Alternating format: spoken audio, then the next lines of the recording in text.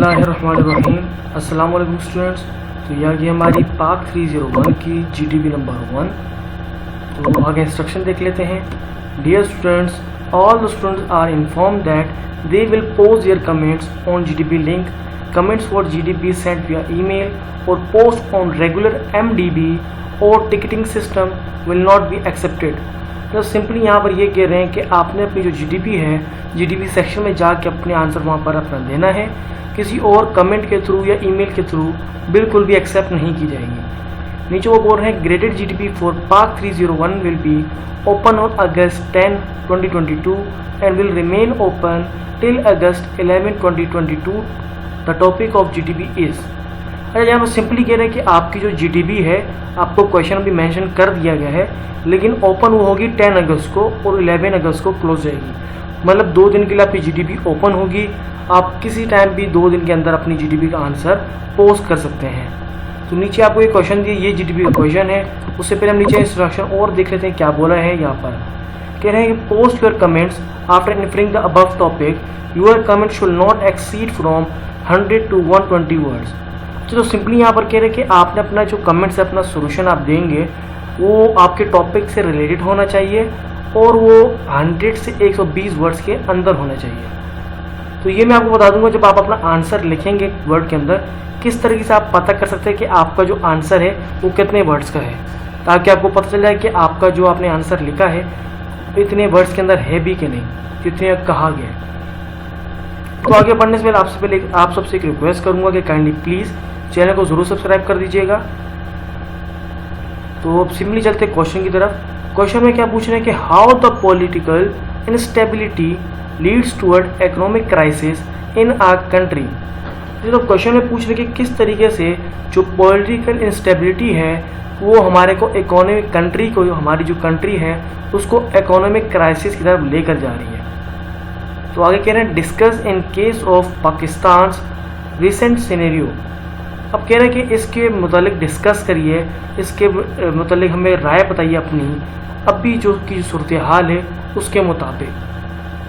तो सिंपली चलते हैं। फिर क्वेश्चन में एक बार आपको दोबारा गाइडेंस कर देता हूँ कि हमसे पूछा गया है कि जो पॉलिटिकल जो रुकावटें हैं, मसले हैं, या आप लड़ाई बोल रहे हैं, एक पार्टी की दूसरी पार्टी जो मसाइल वगैरह चल रहे हैं, कह रहे हैं इसकी वजह से जो है आपस में लड़ाई झगड़ी की वजह से पाकिस्तान की जो इकोनॉमी है वो क्राइसिस की तरफ जा रही है, मतलब डाउन और ये गिर रही है। अब हमने बताना कि अब भी प्रेजेंट सिनेरियो की वजह से, अब भी जो सूरत हाल चल रही है प्रेजेंट, उसके इससे क्या ताल्लुक़ है, उससे रिलेटेड हमने अपना डिस्कस करना, अपनी राय बतानी है। अच्छा, तो आपने अपनी राय लिखनी है। यहाँ पर मैं आपको एक आइडिया बता देता हूँ, आपके सामने भी लाइव आपको सामने सोल्यूशन लिख देता हूँ, आप इससे एक आइडिया ले लीजिएगा। तो सिंपली सोल्यूशन की तरफ आते हैं। इसको मैं ज़रा बोल्ड कर लेता हूँ। अब यहाँ पर टाइप करते हैं। सबसे पहले हमारी जो बात चाहिए वो पॉलिटिकल इंस्टेबिलिटी पे चल रही है। तो सबसे पहले लिखते हैं political instability can cause a lot of problems for the economy of a country. अच्छा, तो सिंपली सेंटेंस में क्या बोल रहे हैं कि पॉलिटिकल इंस्टेबिलिटी जो है, मतलब आप पॉलिटिकल की जो आपस में लड़ाई झगड़े वगैरह है, पॉलिटिकल पार्टीज वगैरह के, वो बहुत ज़्यादा प्रॉब्लम्स क्रिएट कर रही है इकोनॉमी को, कंट्री की इकोनॉमी के लिए। तो सिंपली बाकी हम बता रहे हैं क्या वजूहात हैं। Due to this political instability our economic growth is coming down day by day। अच्छा, अब सिंपली कह रहे हैं कि सिर्फ इस वजह से, जो हमारी पॉलिटिकल स्टेबिलिटी की वजह से जो हमारी इकोनॉमिक ग्रोथ है वो दिन ब दिन प्रेजेंट सिचुएशन में दिन ब दिन बहुत ही गिरती जा रही है। तो हम सिंपली आएंगे पाकिस्तान रिसेंट सिनेरियो, ये आप recent scenario as we can see that Pakistan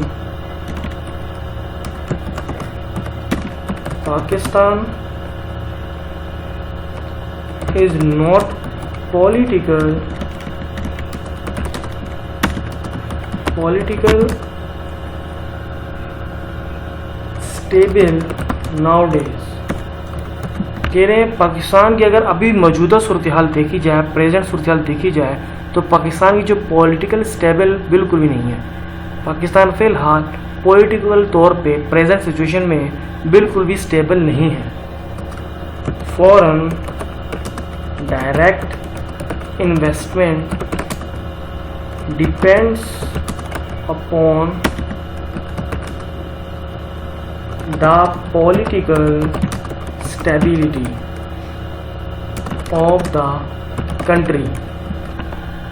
अच्छा, आप इस सेंटेंस में कह रहे हैं कि फॉरेन की जो डायरेक्ट इन्वेस्टमेंट होती है वो डिपेंड करती है पॉलिटिकल स्टेबिलिटी ऑफ कंट्री के ऊपर।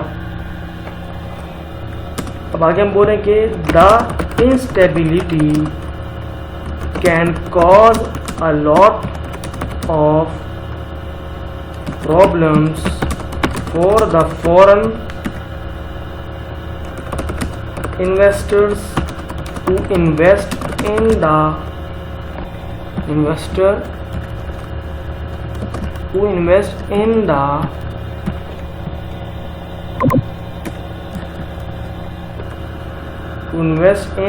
country।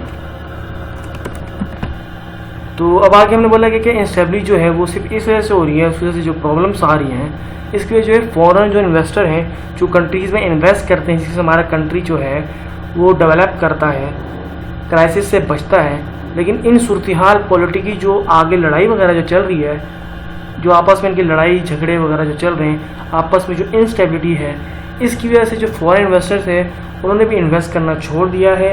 इसी वजह से हमारा जो कंट्री है वो क्राइसिस की तरफ जा रहा है। अब इससे आगे हम लोग आगे मेंशन करेंगे they don't invest in the country because the unstable economy cannot provide returns on investment. Industries also don't work and the development work also stop। therefore sorry error आ गया, ये गैप एरर होगा, ये spelling mistake. Therefore the economic growth of the country is highly affected by the instability of the political system। तो simply यहाँ पर last system में हमने क्या बोला है, यहाँ पर हमने कहा है कि they don't invest in the country because the instable economy can not provide returns on investment industries. तो कह रहे हैं कि सिंपली अगर ये इस वजह से कंट्री में इन्वेस्ट करना फिर फॉरेन कंट्रीज, फॉरेन जो इन्वेस्टर हैं वो छोड़ देंगे बिकॉज क्योंकि उनको जो अपना रिटर्न है इन्वेस्टमेंट की शुरू में इंडस्ट्री में जो करते हैं वो बिल्कुल भी फिर नहीं मिलना है। Also don't work and the development work also stop, जिसकी वजह से फिर जो है आगे काम होता ही नहीं है। तो उसकी वजह से फिर हमारी जो डेवलपमेंट है कंट्री की वो रुक जाती है। Therefore, the economic growth of the country is highly affected by the instability of the political system। Therefore, जो हमने आगे सूरत हाल मेन जो बताई कि इन्वेस्टमेंट वगैरह रुक जाती हैं बाहर से, इसकी वजह से हमारी जो कंट्री की वैल्यू है जो इकोनॉमिक क्राइसिस की तरफ जाती है और कंट्री की वैल्यू गिरती रहती है। इसकी वजह से हमारे अंदर प्रॉवर्टी आती है और मुख्तलिफ मुश्किलात और मुख्तलिफ वजूहात और मुख्तलिफ यानी कि आप महंगाई वगैरह आप बोल सकते हैं जो प्रेजेंट सिचुएशन में चल रही है इस वजह से होती है। तो ये हमने आगे मेंशन करें कि इस वजह से जो हमारा जो है पॉलिटिकल सिस्टम की स्टेबिलिटी की वजह से हमारा जो इकोनॉमिक ग्रोथ पे बहुत बड़ा असर पड़ता है। ये हमने अपने राय में बता दिया है। तो सिंपली ये हमारा अपने वे में लिख दिया। अब आपने क्या करना है, अपनी वर्डिंग के अंदर इसको लिखना है। अब मैं आपको एक मैंने लास्ट में शुरू में बताया था कि आपने चेक किस तरह से करना है कि इन्होंने बोले थे कि आपको 100 से 120 वर्ड्स के अंदर आपका जो है लिमिट होनी चाहिए। तो मैं यहाँ पर सबसे पहले जूम ऑन पर कर लेता हूँ, जस्ट अ मिनट, ताकि आपको क्लियरली नज़र आ जाए किस तरीके से यहाँ पर हुआ है। अब देखिए ये मैंने इन सबको वर्ड्स को पूरा पैराग्राफ को सिलेक्ट कर लिया है। अब मैं आपको दिखाता हूँ ये टोटल वर्ड्स बने कितने। ये वर्ड में नीचे ऑप्शन देता है, ये जूम इन हो गया, ये नीचे देखिए आप यहाँ पर दे रहा है, जो सिलेक्ट मैंने किए हैं इसमें से बता रहा है कि आपके जो है 113 से 116 वर्ड्स का ये आपका जो है जो पैराग्राफ है, ये इतने वर्ड्स का आपका पैराग्राफ है। तो सिंपली उन्होंने हमारे को क्या लिमिट दी थी 100 से 120 के अंदर, तो हमारा ये जो पैराग्राफ है उतने ही वर्ड्स के अंदर ही आया। इस तरीके से आपने अपनी वर्डिंग में थोड़ा करना है, टॉपिक इसी तरीके से चेंज करें लेकिन अपनी वर्डिंग में हल्के पीछे थोड़े बहुत वर्ड्स कर दें, ताकि वो आपका जो है चीटिंग में शुमार ना हो, आपको पूरे मार्क्स मिल जाए। तो उम्मीद करता हूँ आपकी इस वीडियो से हेल्प होगी। आप सबसे रिक्वेस्ट है प्लीज़ चैनल को सब्सक्राइब कर दीजिएगा। आप सब स्टूडेंट बहुत से लोग देखते हैं लेकिन चैनल सब्सक्राइब नहीं करते, काइंडली चैनल सब्सक्राइब कर दीजिएगा ताकि हम आपकी इसी तरीके से आगे मदद करते रहें। Thanks for watching. अल्लाह हाफिज़।